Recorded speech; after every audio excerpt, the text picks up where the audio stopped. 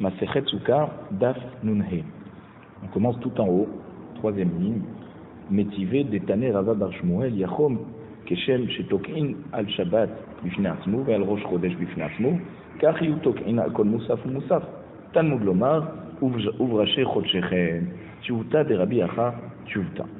Alors en fait on avait expliqué juste avant qu'on faisait deux Hekerim, deux signes de reconnaissance pour Rosh Chodesh, pour affirmer que le Beddin a réellement bien calculé, a bien décrété le jour de Rosh Chodesh, en fonction des témoignages qu'ils ont reçus de l'apparition de la nouvelle lune. Et donc on faisait deux signes de reconnaissance. Le premier, c'était que les morceaux de viande qui allaient aller sur le Mizbeach, ils étaient sur une place spéciale dans la pente du Mizbeach. Ils étaient d'abord positionnés là-bas. Et ensuite, on faisait le shir de Rosh Chodesh, le chant de Rosh Chodesh, on le chantait avant le shir du jour.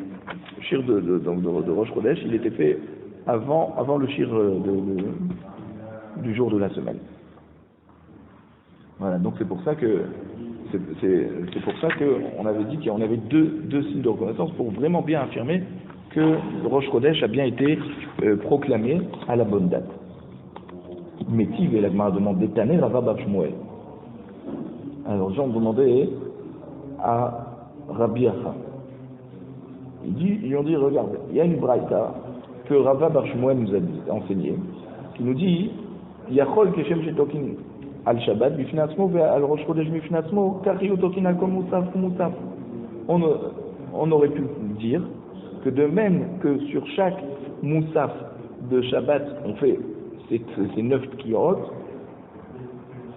même s'il n'y a pas un autre korban avec lui, un autre korban de moussaf ce jour-là, ou alors aussi Rosh Chodesh, d'accord, Rosh Chodesh aussi, quand il tombe en semaine par exemple, qu'il n'y a pas d'autre korban moussaf à part celui de Rosh Chodesh, alors ainsi, lorsqu'il tombe le même jour, genre Shabbat et Rosh Chodesh, donc il y a deux moussafim, alors on fera les tkiyot pour chaque moussaf. C'est pas qu'on fait les tkiyot pour les deux moussaf en même temps. On fait de même que si c'était dans la semaine Rosh Chodesh, on aurait eu les 9 tkiyot de Rosh Chodesh. Si Shabbat il était tout seul, il y aurait eu 9 tkiyot du Korban Moussaf de Shabbat. Alors s'il y a Shabbat Rosh Chodesh, on fait 18. Talmud Lomar, le pasuk vient nous enseigner dans Bamidbar Perek Yud pasuk Yud, ou Biom Simchatem Moadechem, Uvrache Chodshechem.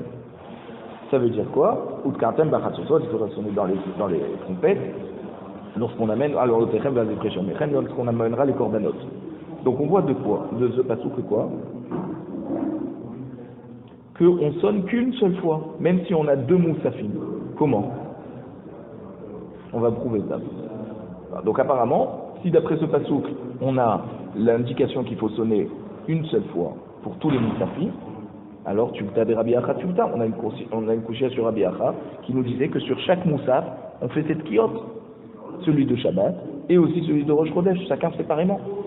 La Gemara nous dit Maï Talmuda, comment tu vois du pasuk Uvrache Chodshechem que quand il y a Rosh Chodesh qui tombe Shabbat, on ne fait pas les kiyot pour les deux moussafim, on fait une pour les deux. Amar Abaye, Amar Gra, Uvrache Chodshechem, Wukshu, Kol Chodashim Kulam Zelazé. Comme on t'a dit, tu sonneras pour Simchatchem, Moadechem, les fêtes, Uvrache Chodshechem, les Rosh Chodesh. On a comparé tous les Rosh Chodesh, on les a mis tous au même niveau. De même que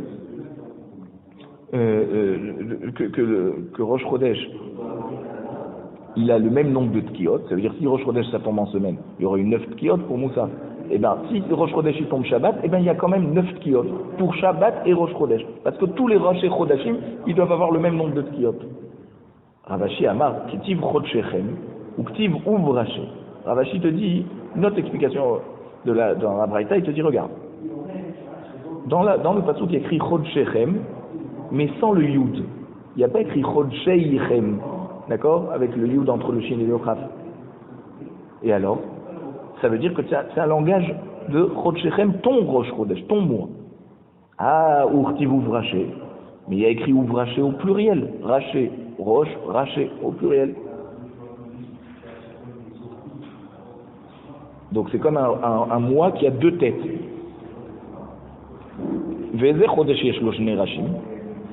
C'est quoi un mois qui a deux têtes? Eve Omer c'est Rosh Hashanah. Rosh Hashanah il a deux têtes parce que c'est aussi Rosh Chodesh et c'est aussi Rosh Hashanah, le début de l'année. C'est le début du mois de Tishri et c'est en même temps le début de l'année. Et la Torah t'a dit Chodshechem avec un lachon yachid. Chadhi, un seul. Ça veut dire qu'on sonne une seule fois. Et tu vois donc Rosh Hashanah, pourtant on sonne une seule fois. Alors que c'est un Rosh Chodesh qui est Rosh Hashanah et Rosh Chodesh en même temps. Le Shabbat. Alors c'est pour ça qu'il te dit, de là tu vois que quoi? Que quand il y a Shabbat et Rosh Chodesh ensemble, eh ben on sonne une seule fois. Ah, tu vas me dire, on aurait dû sonner 18. Non, Chodshechem il est inscrit Belashon Yachid, sans le Yud. Donc ça veut dire que tous les Rashi Chodshechem, tous les Rashi Chodashim, ou tu dis que tous les Rashi Chodashim ils sont pareils, et bien sûr dans l'année ils tombent pas tous le Shabbat, les Rashi Chodashim, en général ils tombent en semaine. D'accord? Donc il y a 9 sonneries, alors tu n'auras pas un Rosh Chodesh où il y aura 18 sonneries. Ah, tu vas me dire que les 9 autres sonneries c'est pour Moussaf de Shabbat, ça n'a rien à voir avec Rosh Chodesh, mais on ne veut pas qu'il y ait des différences au niveau du nombre de sonneries. Effectivement, tu as raison, il y a 2 Moussafim ce jour-là, mais on ne sonnera que 9 sonneries pour que tous les Rashi Chodashim soient pareils. L'Agmara nous dit, Ve'od Tanya, la Braïta nous dit, donc une autre cacha sur Rabbi Yaha. Becholo shel Moed, à Chol HaMoed de Sukkot, ouais. Barishon, donc le premier jour de Chol HaMoed, Ma'ayu Omrim. C'est quoi le chant qu'on disait au Beth Amikdash? Qu'est-ce que les Lévi'im disaient chanter au Beth Amikdash au moment de Moussaf? Alors on nous dit, Havou l'Hashem ben Elim, le fameux mismor de David Havou Hashem ben Elim qu'on dit vendredi soir.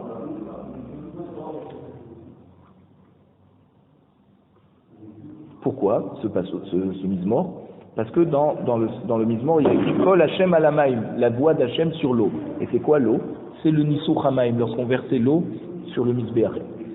Bacheni, le deuxième jour de Chol HaMoed, Ma'ayu Omrim, Vela Racha Amar Elohim, c'est Malecha Lesaper Chukai. C'est un pasouk, donc dans Teilim. Et pourquoi ce pasouk? Au rachat, Dieu dit pourquoi tu racontes mes lois? C'est parce que c'est un mismor qui donne des paroles de Moussa à ceux qui ne veulent pas faire teshuva. Bayom Hashlishi, donc Bashlishi, le troisième jour, Ma'ayu Omrim, Mi Yakum Li Aim Meraim. Le mismor Tzadik Dalet qui dit Mi Yakum Li Aim Meraim. Et on parle de ce pasouk, c'est-à-dire qui c'est qui va se lever pour moi avec mes réaïm, ceux qui me font du mal. Donc on parle en fait des tsarot, des malheurs du clan Israël au second Beth Amikdash, qui vont être sous la domination du roi de Perse et des rois de Perse et des rois des Grecs et des rois de Rome. Et malgré tout, eh ben, ils sont toujours joyeux, malgré toutes les épreuves que ces royaumes leur font. Barevi, Mayu Omrim, Binu Bo'arim Ba'am. Donc c'est toujours dans le Tzadik Dalet. Il disait ça c'était le début du Mizmor, qu'on disait le troisième jour, ben, le quatrième jour, on commençait par le début en fait du Mizmor, jusqu'à qu'on s'est arrêté au troisième jour. On disait Miyakum li Mereim, c'est la fin du Pasuk Tetzaïn, d'accord? Et le quatrième jour, on commence depuis Pasuk Ret jusqu'au Pasuk Tetzaïn, en fait, de ce même Mizmor qu'on avait dit la veille. Et là, on parle de quoi? On parle de reproches à ceux qui ne font pas le Marater comme il faut. Et donc, en fait, on leur dit ça pour vous montrer que Akadosh Baruch Hu, il est au-dessus de tout ça, il sait tout ça. Et comme pendant la période de Sukkot, c'est la période où on engrange, alors c'est à ce moment-là qu'on a la mitzvah de donner Matanot La'anim, le maaser pour les pauvres. Donc c'est pour ça qu'on disait ce pasuk. Bachamishi, le 5e jour de Chol HaMoed, Ma'ayu Omrim, Asirotim Mitzevel Shirmo. C'est quoi Asirotim Mitzevel Shirmo? C'est dans le Mizmor P Aleph, et là-bas il y a des psukim de consolation. Bashishi, le 6e jour de Chol HaMoed, Ma'ayu Omrim, Motu Kol Mosbearet. Donc c'est là le Perek Pébet, Pasouké, et on disait tout ce mismor, pourquoi tout ce mismor? Parce que là-bas il y a écrit Anivara Shatidiku. C'est quoi Anivara Shatidiku? On parle encore de Matanot La'anim, pour les pauvres. D'accord? Faites la justice avec le pauvre. Maintenant, Ve'im Chal Shabbat Be'echad Mehem, s'il y a eu Shabbat Chol HaMoed au milieu, alors qu'est-ce qu'on repousse? Imoto Idache. Le pasouk de Imoto, donc le pasouk de Yom Shishi, ok? On le repousse. Pourquoi? Ça veut dire on le repousse. Ça veut dire on le dit pas. Là on nous a donné tous les psukim, tous les mizmorim qu'on dit lorsque Chol HaMoed il tombe que la semaine. Il n'y a pas Shabbat Chol HaMoed. Mais s'il y a un Shabbat Chol HaMoed, comme c'est souvent le cas, alors il y a un des mizmorim qu'on va annuler. C'est pas obligatoirement le chichi. Alors voilà, on choisit, Chachamim ont fixé lequel il va être supprimé, c'est celui du 6e jour. Si ça tombe, on décalera tout ça. Tous les autres, celui du 3e jour, il viendra 4e, 5e. Donc c'est le mizmor du 6e jour qu'on supprime, et les autres ils sont bien sûr décalés en fonction.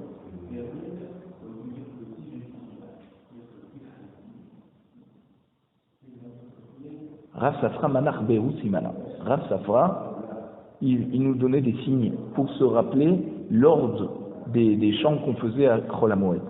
Il disait Hum Bahai.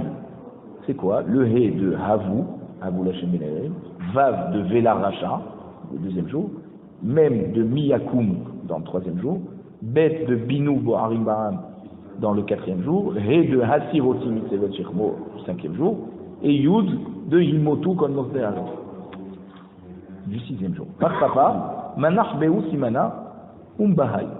Et Rav Papa, il disait, c'est pas le même siman qu'il faut donner, c'est Habai, pas Bahai, parce que lui il inversait. Il disait le pasouk de Hasiroti, il est avant Binu Boharim. D'accord? Il dit, parce que tu te rappelles, on avait dit dans le 3e et 4e jour, d'après le premier avis, le 3e jour on commençait par la fin du mizmor et le 4e par le début. Je te dis non, c'est le contraire, le 3e par le début et le 4e par la fin, c'est plus logique. Vesimanach ha'ambuha desafre. L'Agma nous donne un siman pour se rappeler de la marloquette entre Rav Papa et Rav Safra, et il te dit, pour pas que tu te trompes sur ce que Rav Safra a dit, alors il faut dire Ambuhan desafre. Ça veut dire quoi? C'est des groupes de gens, d'hommes et de femmes qui ont l'habitude d'aller dans les ruelles où il y a les enfants qui apprennent la Torah, parce qu'il y a leur père et leur mère en même temps avec eux là-bas. Alors, c'est le siman de Ambuha desafre. Ambuha, c'est genre des petites impasses, des petites ruelles, des safrés où il y a les sofrim. Les sofrim, c'est les enseignants de Kodesh pour les enfants. Donc pour te dire quoi, un bois des safrés, c'est pour te donner un siman que si ce genre il s'appelle Safra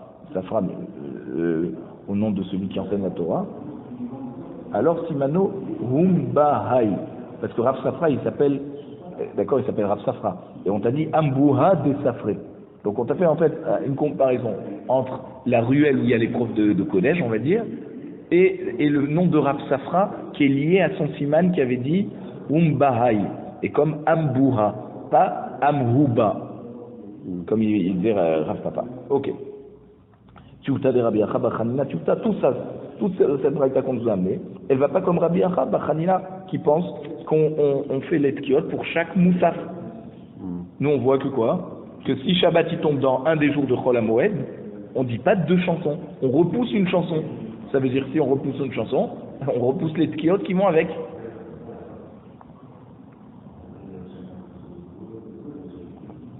Veha Rabbi Acha Bachanina Kera ou Matenita Kamar. L'Agmara nous dit, mais voilà que Rabbi Acha Bachanina, il nous a amené une preuve de son enseignement d'un pasouk et d'une braïta. Comment on peut repousser ces paroles? Pour chaque moussaf, on fait une sonnerie. Amar Rabina, l'omar shema arichin betkiyot.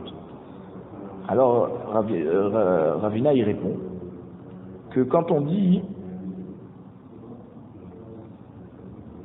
la braïta que Rabbi Achaz est ramené, on avait dit là-bas Hakol les filles à Moussafim Tok'in.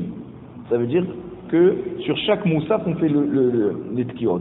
Alors il explique Ravina que non, c'est pas sûr que ça veut dire pour chaque Moussaf on fait les tkiot.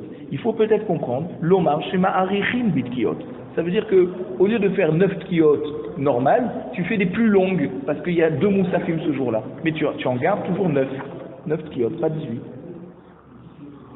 Et ça veut dire quoi?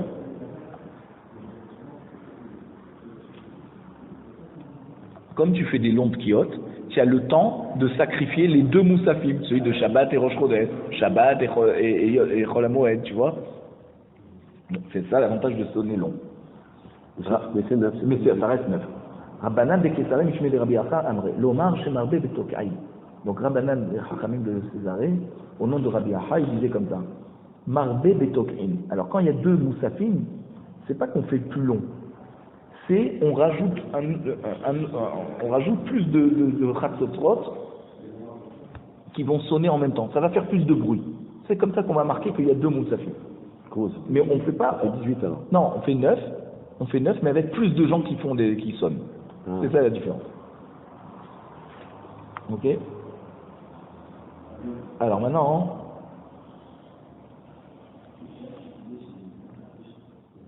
comme on a parlé, on a dit que quand il y a 2 chansons, alors le même jour on repousse une des 2 chansons. Alors on nous parle d'un autre sujet maintenant, qui est un peu lié avec ça, puisque on voit que tous les jours de Moussaf, on mentionne les corbanotes de ce jour-là.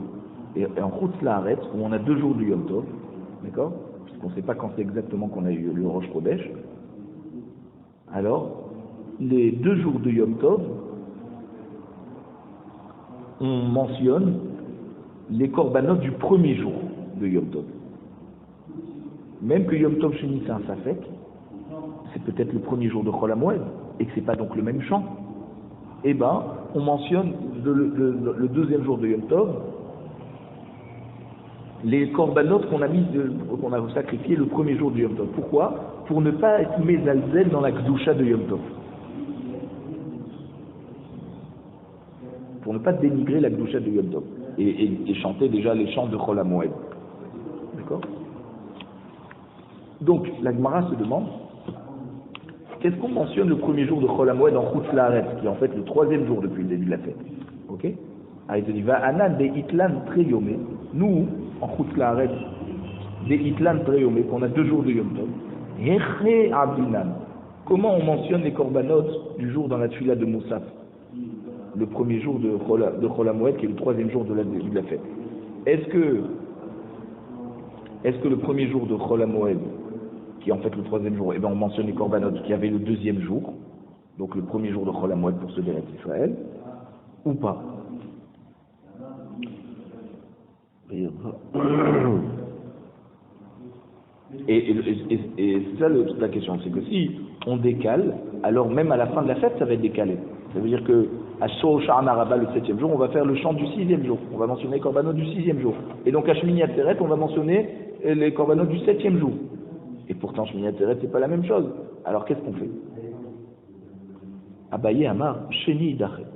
Il te dit, c'est celui du 2e jour qui est Nidré. Ça veut dire le premier jour de Chol HaMoed, qui est le 3e jour, on dira les corbanotes du 3e jour. Et ça fera que celui du 2e jour, qui était le premier jour de Chol HaMoed pour ceux en Israël, eh ben, il sera repoussé, les gamrés, il sera annulé pour ceux de Chutz Laaretz. Rava Amar, non. Shevi'i Idachet. On décale tout, et simplement le 7e jour, quand tu arriveras au Sha'ana Rabbah, tu feras celui du 6e jour. Et donc le 7e jour, le chant du 7e jour, il sera complètement décalé parce qu'à Shmini Atzeret, tu vas faire Shmini Atzeret, tu vas pas faire le 7e jour de Sukkot. Ça c'est Marloket Abaye et Rava. Tanya Kevate de Rava. Maintenant on a une braïta qui va comme Rava, qui dit que quoi? C'est le 7e chant, le chant du 7e jour, qui est reporté. Im Chal Shabbat Liot Be'echad Mehem, Imotu Idachet. D'accord? On voit la braïta que si Shabbat il tombe un des jours de Chol HaMoed, lequel on reporte, Celui du Imotu. Imotu, c'est celui du 7e jour. Donc c'est comme Rabat. Maintenant, il y a un troisième avis qui vient. Adken Amemar ben Nehardea. Donc, Amemar, dans la ville de Nehardea, il a fait la takana. Dim dalge dalouge.